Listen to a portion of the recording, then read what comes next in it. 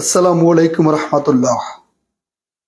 সম্মানিত দর্শক, দুঃখজনক শায়েখ জসিমউদ্দিন রহমানীর উপরে আজ কিছুক্ষণ আগে বোমা হামলা হয়েছে। মোহাম্মদপুরে তার বাড়ি থেকে তিনি বের হয়েছেন তার গাছ পরিচর্যার জন্য। হঠাৎ করে বোমা নিক্ষেপকারীরা বোমা ছুড়ে বেড়েছে শায়েখ জসিমউদ্দিন রহমানীর উপরে। বোমাটা 4-5 হাত দূরে পড়েছে এবং ওখানেই বিস্ফোরিত হয়েছে। আল্লাহ তাআলার দয়া এবং শুকরিয়া যে প্রিয় শায়েখ জসিমউদ্দিন রহমানী তিনি নিরাপদে আছেন, হেফাজতে আছেন। শায়েখ জসিমউদ্দিন রহমানী কে? তিনি হলেন স্বৈরাচারের সময়ে 11টা বছর তিনি জেল খেটেছেন।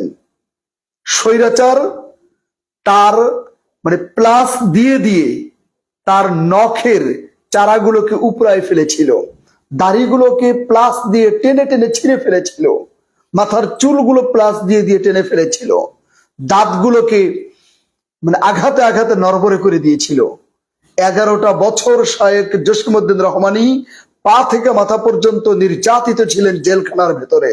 11 বছর পরে এই হক্কানি আলেম, দেশ বরেণ্য আলেম, শায়েখ, মুহাদ্দিস, মুফতি জসিমউদ্দিন রহমানী তিনি বাংলাদেশে বীর দর্পে সত্যের পক্ষে, ন্যায় ইনসাফের পক্ষে, ইসলামের পক্ষে কথা বলছেন। তাকে আজকে বোমার মারা হলো। আপনারা দেখেন, সম্প্রতি কিন্তু বাংলাদেশের অনেক নিরীহ আলেমরা গ্রেফতার হতে শুরু করেছে। নিরীহ আলেমদেরকে গ্রেফতার করে আবার জেলে ভরা হচ্ছে সেই স্বৈরাচারী আমলের মতো, স্বৈরাচারী কায়দায়। কেন হচ্ছে? বাংলাদেশে আইন শৃঙ্খলা পরিস্থিতির অবনতি কত দেখেন। গতকালকে আমার সিরাজগঞ্জের ঘটনা, একেবারে সিএনজির ভেতরে টিনেজাররা, তরুণেরা আরেকটা তরুণকে কুপিয়ে কুপিয়ে হত্যা করে চলে গেল প্রকাশ্য দিবালোকে। আইন শৃঙ্খলা পরিস্থিতির এতটা অবনতি, বাংলাদেশের কোন প্রশাসন এখনো ফাংশনালি অনেক বেশি ফাংশন করছে বলে মনে হয় না।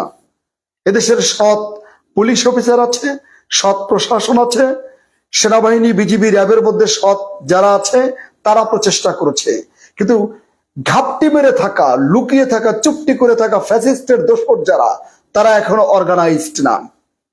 আজকে দুঃখজনক, শহীদ শরীফ ওসমান হাদি আজ এতগুলো দিন হয়ে গেল, 15 দিন পার হয়ে যাচ্ছে। হাজার হাজার ছাত্র জনতা, তরুণরা শাহবাগকে ব্লকেট করে বসে আছে বিচারের দাবিতে। আমাদের উপদেষ্টা মন্ডলীর ভাবটা এরকম যে শহীদ ওসমান হাদি হত্যা হওয়ায় তাদের কিচ্ছু আসা যায় না। আপনারা এই ডক্টর ইউনূসের অন্তর্বর্তীকালীন সরকারকে জিজ্ঞেস করেন, আপনারা ক্ষমতায় বসেছেন কিসের ভিত্তিতে? তারা বলবে জুলাই অভ্যুত্থানের ভিত্তিতে। কিন্তু এদের কারো শরীরে তো জুলাইয়ের দাগ নাই। 17 বছরের স্বৈরাচার হাসিনার কোনো দাগ নাই। এদেরকে তো জেল, গুম, খুন শিকার হতে হয় নাই। এদেরকে তো রিমান্ডে যেতে হয় নাই। এদেরকে তো রাতের পর রাত ধান খেতে, পাট খেতে, বাসতলায় শুয়ে থাকতে হয় নাই। এরা হয়েছে উপদেষ্টা, এসির বাতাসে খেয়ে খেয়ে চর্বি হয়ে যাচ্ছে। এই এনজিও মার্কা সরকার, এরা এখনো পর্যন্ত ফাংশনালি জুলাইয়ের স্পিরিট ধারণ করে, জুলাই অভ্যুত্থানের স্পিরিট ধারণ করে, জুলাইয়ের চেয়ারকে সম্মান করে তারা কাজ করতে পারছে না। তারা বাংলাদেশের প্রশাসনকে নিয়ন্ত্রণ করে এদেশে আইন শৃঙ্খলা পরিস্থিতিকে উন্নততর করার চেষ্টা তারা করতে পারছে না। দুর্ভাগ্যজনক সত্য, শহীদ শরীফ ওসমান হাদির বিচারের ব্যাপারে এই উপদেষ্টা মন্ডলীর আগ্রহের মাত্রাটা অত্যন্ত কম। আজকে দেখেন, এখনো শাহবাগে ব্লকেট চলছে। শাহবাগে আমার ভাইয়েরা এই প্রচন্ড শীতের মধ্যে দিন নেই রাত নেই বিচারের দাবিতে তারা উচ্চকিত, উচ্ছ্বসিত এবং তারা উচ্চকিত কণ্ঠে আওয়াজ তুলছে।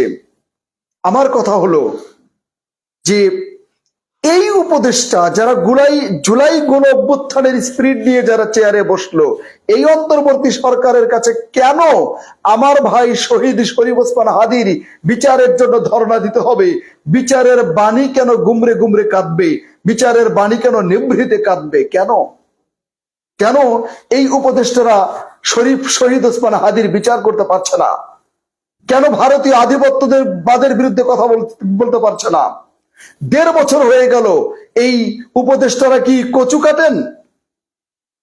এরা ভারতের সাথে যে অবৈধ চুক্তিগুলো এখনো পর্যন্ত তারা বাতিল করতে পারে নাই, এখনো পর্যন্ত ভারতের সাথে চোখে চোখ রেখে কথা বলতে পারে না। তারা কেন বলতে পারে না ভারতের সাথে আমাদের সম্পর্ক হবে গিভ অ্যান্ড টেক, দেবে নেবে, দেবে না নেবে না, ভারতের সাথে কথা হবে সমানে সমান। শেখ হাসিনার মতো এরকম বলার সময় নাই যে ভারতকে আমি যা দিয়েছি ভারত আজীবন তা মনে রাখবে। এই সময় কিন্তু এখন নেই।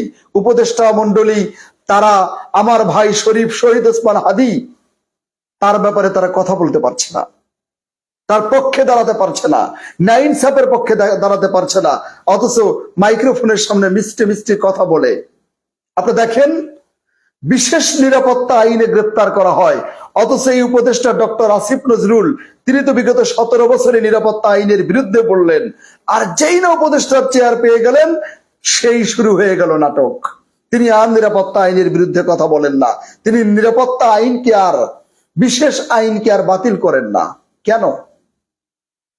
সব টাকার খেলা, খেলা যে চলছে কোন লেভেলে, কার পাশা যে কার টেবিলে, এটা আর বলা যায় না।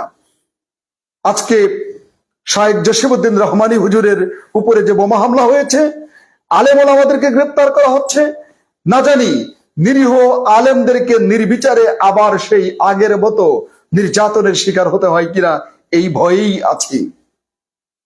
আর আমরা যারা সত্যের পক্ষে কথা বলি, সত্যের পক্ষে ব্যাখ্যা বিশ্লেষণ করি, সত্যের পক্ষে আমরা যারা দাঁড়াই, সত্য নিয়ে যারা চলি, যারা প্রতিটি মুহূর্তে হক কথা বলতে চেষ্টা করি, আমরাও বড় বেশি বিপদে আছি। কখন না জানি কোন দিক থেকে গুলি ছুড়ে দেয়, বোম মারে, কখন না কোন দিক থেকে পেটের মধ্যে ছুরি ঢুকিয়ে দেয়, আল্লাহই ভালো জানেন। জীবন চলে যেতে পারে, হক কথা বলা থেকে 1 ইঞ্চি কেউ দূরে রাখতে পারবে না ইনশাআল্লাহ। এই উপদেষ্টা মন্ডলীকে বলবো যে মুফতি শাহেখ জসিমউদ্দিন রহমানের উপরে বোমা হামলাকারী কারা তাদেরকে দ্রুত গ্রেফতার করতে হবে। শহীদ ওসমান হাদির হত্যাকারীদের বিচার করতে হবে, সঠিক চার্জশিট দিতে হবে, সঠিকভাবে বিচার করতে হবে। শহীদ শরীফ ওসমান হাদির ক্ষেত্রে যদি কোনো রাঘব বোয়াল থাকে সেই রাঘব বোয়ালদের নাম প্রকাশ করে দিতে হবে এবং রাঘব বোয়ালদেরকে গ্রেপ্তার করতে হবে। বিচারের বাণী যেন আর গুমরে না কাঁদে। আমরা ইনসাফের বাংলাদেশ দেখতে চাই। শরীফ শহীদ ওসমান হাদি কিন্তু বলেছে, আমি আমার শত্রুর বিরুদ্ধেও ইনসাফ চাই। ইয়াস, আমরা ইনসাফ চাই, আমরা ইনসাফের বাংলাদেশ চাই। আসসালামু আলাইকুম রহমতুল্লাহ।